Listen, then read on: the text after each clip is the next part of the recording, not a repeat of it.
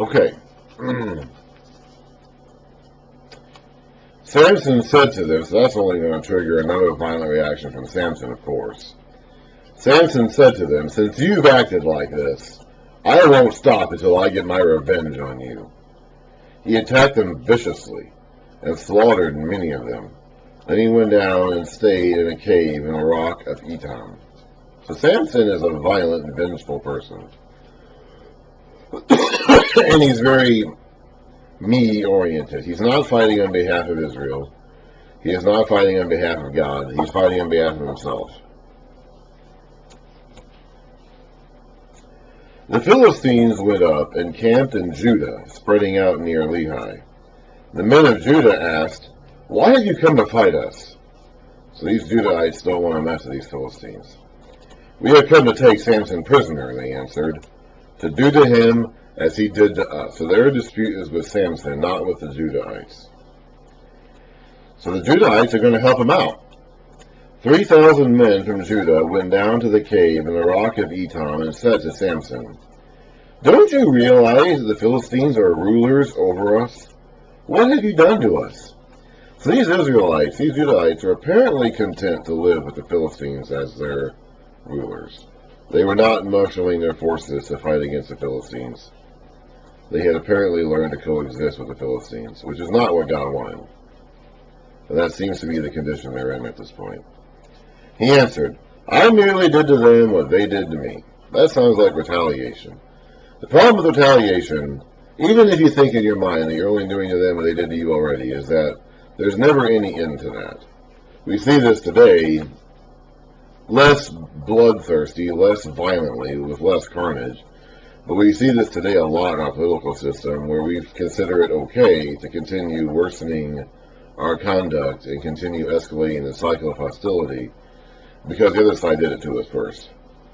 And there's no end to that. The only way that can end is if one side chooses to stand down and not continue retaliating over and over again. Unfortunately, I don't see us doing that anytime soon. I don't see anybody in our culture wars or in our country today doing that anytime soon. So this cycle of hostility is only going to continue. And that's basically what's going on here. Now, here it actually does involve physical fighting, violence, and bloodshed.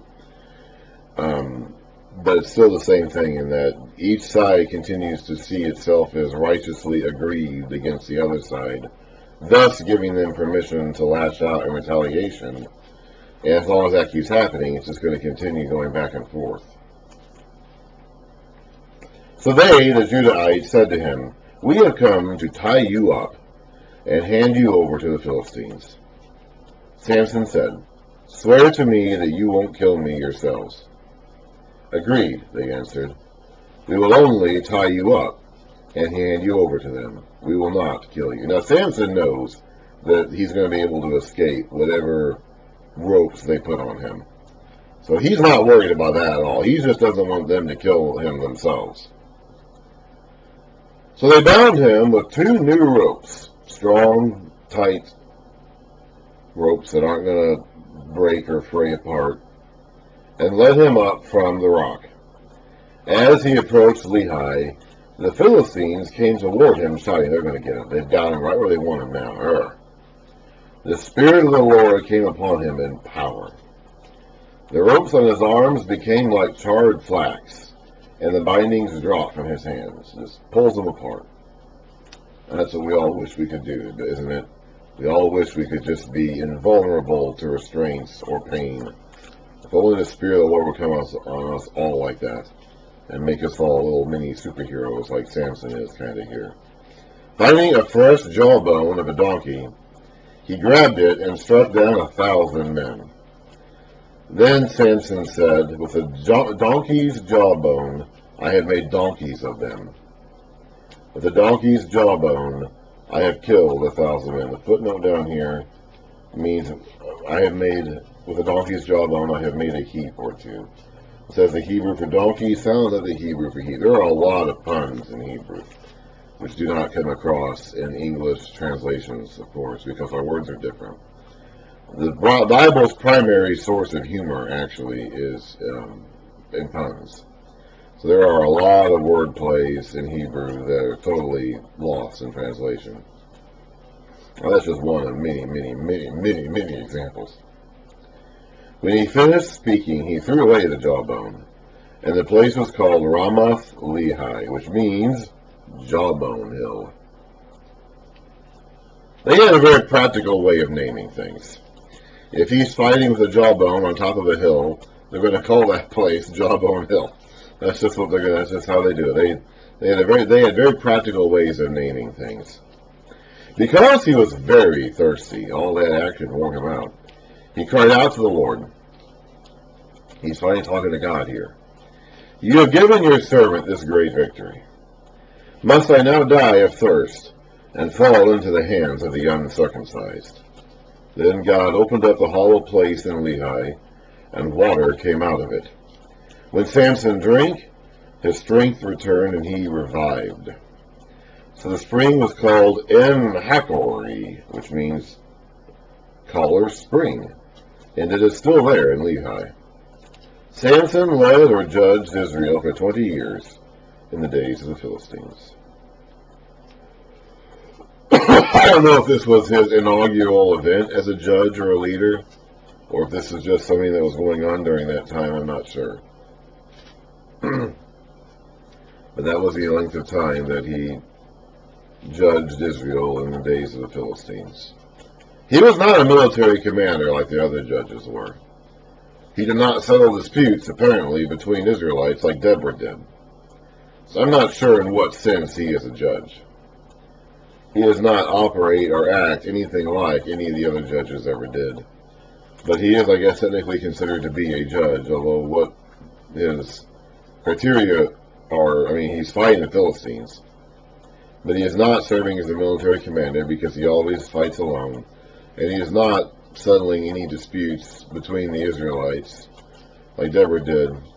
So he doesn't seem to be doing really any judge-like stuff. He doesn't seem to be carrying on the conduct or acting like a typical judge. But there we get his judge information. But we're not done with Samson yet. We have his most famous story still to come. One day, Samson went to Gaza. Gaza is still there, by the way. If you've ever heard of the Gaza Strip in Israel, that's the same place. In fact, the word Palestinian or Palestine that we use today actually derives from this word Philistines. It's not the same people group, but it is this word that derives from the same word. This is still there. Anyway, one day Samson went to Gaza where he saw a prostitute. He went in to spend the night with her. He's not even bothering to put up the pretense of marrying these women anymore. He's just going in there to sleep with them whenever he can find them. The people of Gaza were told, Samson is here. So they surrounded the place and lay in wait for him all night at the city gate. They made no move during the night, saying, at dawn we will kill him.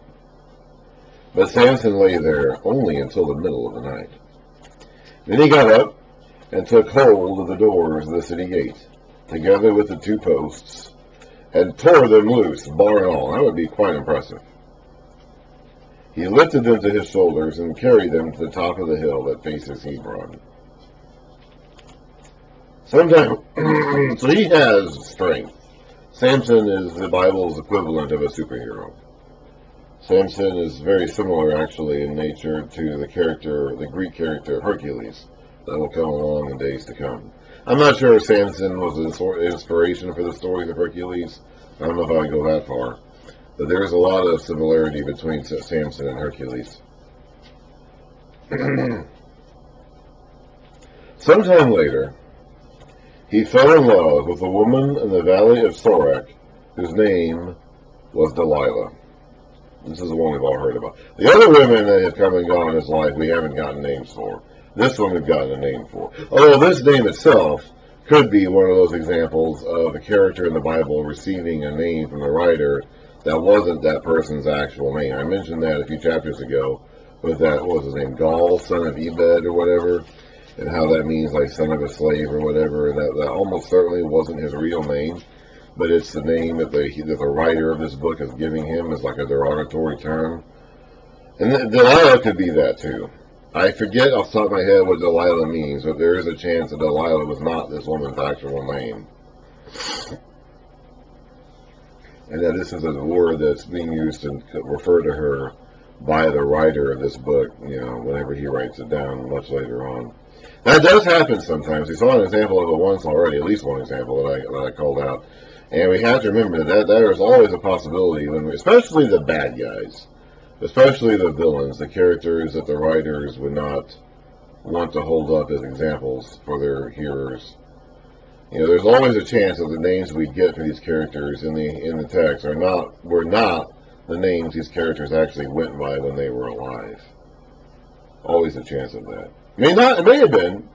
Okay, it may have been, but there's always a chance not. And that's one of the things that makes it a little difficult sometimes to cross-reference some of these texts with other ancient sources, because the Bible may not necessarily call some of these ancient, especially again the bad guys, the villains, the enemy kings or the enemy leaders, or just the characters that the writers of the scriptures did not like, or were not impressed by, or did not want us to have good feelings towards. Those are the characters who tend to get that kind of treatment.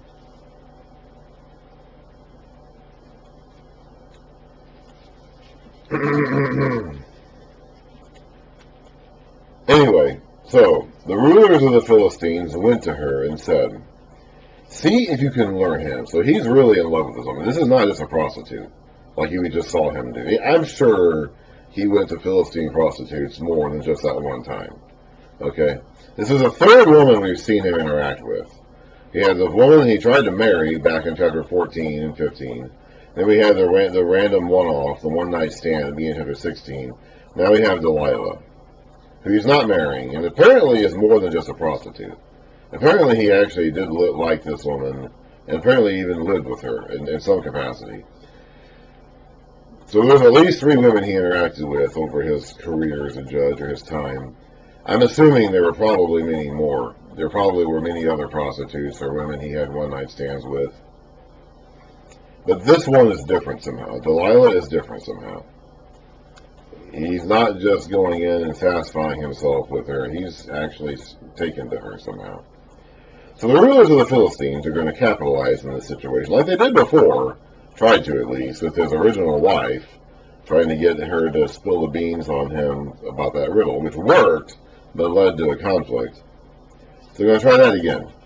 The rulers of the Philistines went to her and said, "See if you can lure him into showing you the secret of his great strength, and how we can overpower him, so we may tie him up and subdue him." Everybody always wanted to tie up Samson. Poor Samson was always getting tied up.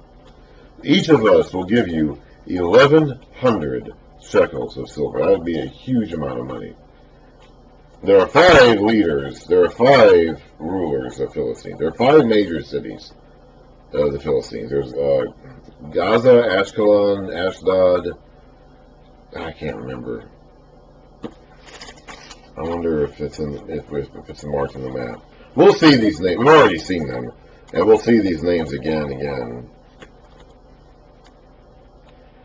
Gaza, Ashdod, Ashkelon, and there's 2 more. So I'm assuming that we're talking about the 5 kings, the 5 rulers of the 5 major Philistine cities. If that's accurate, it doesn't actually say that, but assuming that there's 5 of these guys, and they're each going to give her 1,100 shekels of silver, they need 5,500 shekels of silver. So she'd be a fabulously wealthy person if she gets that amount. So she's not going to say no to that. Not going to say no to being made a huge mega millionaire overnight like that. So Delilah said to Samson, "Tell me the secret of your great strength, and how you can be tied up and subdued." Now, I'm assuming she wasn't very direct or blunt about it. She probably did it in some sly, womanly way, maybe even as part of some little bedroom games or something, who knows. I don't know how as we go through this story, I have no idea how Samson doesn't catch on to what Delilah's trying to do. You'd think he would, but somehow or another, she must have done it. She must have done it in such a way as to not raise his awareness to what she's really trying to accomplish. I'm assuming she seduced him somehow. I'm assuming they did this as part of some sort of bedroom foreplay. But I don't really know. I mean, I really don't know.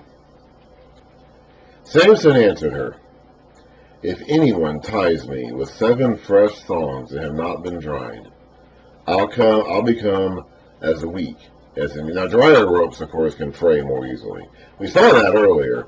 He's referring, this is actually kind of a callback to the incident in chapter 15 where they tied him with new ropes that were fresh and not dried up. In other words, they weren't easily frayed or snapped or broken. He's basically saying, tie me up with new ropes that haven't lost their toughness yet. Which we already know doesn't work, because we saw that in chapter 15. We saw them try that and fail in chapter 15. So we already know that won't work. Then the rulers of the Philistines brought her 7 fresh thongs that had not been dried, and she tied him with them. Again, I don't know why he lets her do this. Maybe he liked it, okay? Maybe he liked being tied up so he could escape. I don't know. With men hidden in the room, she called to him, "Samson, the Philistines are upon you." But he snapped the thongs as easily as a piece of string snaps when it comes close to a flame. So the secret of his strength was not discovered. Now clearly Samson did not know, these men that are hidden in the room, ready to attack him, he must not have actually seen them. I can't imagine that if he had seen them, he would actually allow Delilah to continue doing this. Because he never does learn his lesson here. So he must have felt that he was in no real danger. Then Delilah said to Samson, "You have made a fool of me. You lied to me. Come now, tell me how you can be tied." He said, "If anyone ties me securely with new ropes that have never been used, I'll become as weak as any other man." Again, we know that's not going to work. So Delilah took new ropes and tied him with them. Then, with men hidden in the room, she called to him, "Samson, the Philistines are upon you." But he snapped the ropes off his arms as if they were threads. Delilah then said to Samson, "Until now, you have been making a fool of me and lying to me. Tell me how you can be tied." He replied, "If you weave the 7 braids of my head into the fabric on the loom and tighten it with the pen, I'll become as weak as any other man." So he's getting closer to revealing the secret here, because now he's pointing to his hair as a possible source of the strength. So while he was sleeping, now previously we didn't know he was sleeping. She tied him up the previous 2 times. There's no mention that he was sleeping, so she may have done it to him while he was awake and with his permission. I don't know. But this time he's asleep. Delilah took the 7 braids of his head, wove them into the fabric, and tightened it with the pen. Now remember, back in the previous chapter, Jael, led, back in the days of Deborah, a woman named Jael allowed our enemy commander Sisera to go into her tent and take refuge in there. And while he was sleeping, she took a tent peg and a hammer and staked his head to the ground. So that's some of the imagery that we're kind of relying on here. The idea of a sleeping man with his head in a woman's lap as she does something to him. So we're getting close.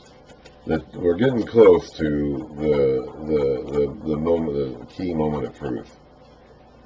And again she called to him, "Samson, the Philistines are upon you." He awoke from his sleep and pulled up the pen and the loom with the fabric. Then she said to him, "How can you say, 'I love you,' when you won't confide in me? This is the 3rd time you have made a fool of me, and haven't told me the secret of your great strength." With such nagging, she prodded him day after day, until he was tired to death. I don't know how long she kept this up, but apparently they were living together. She did it day after day, I'm assuming for a prolonged period of time. So Samson and Delilah were in contact with each other day after day and apparently slept together. So even though there's no indication that they ever got married, Samson does seem to be living with this woman and having open sexual relations with her.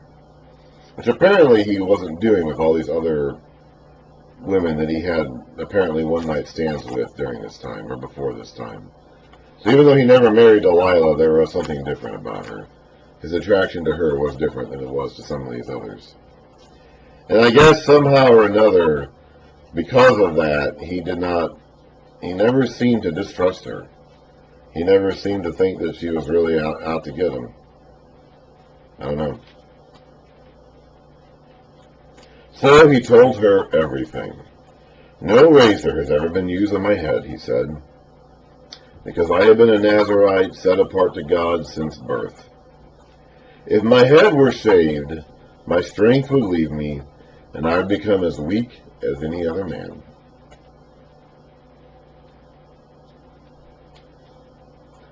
When Delilah saw that he had told her everything, so Delilah knows this is it.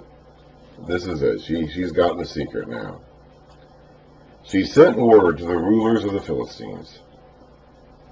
Come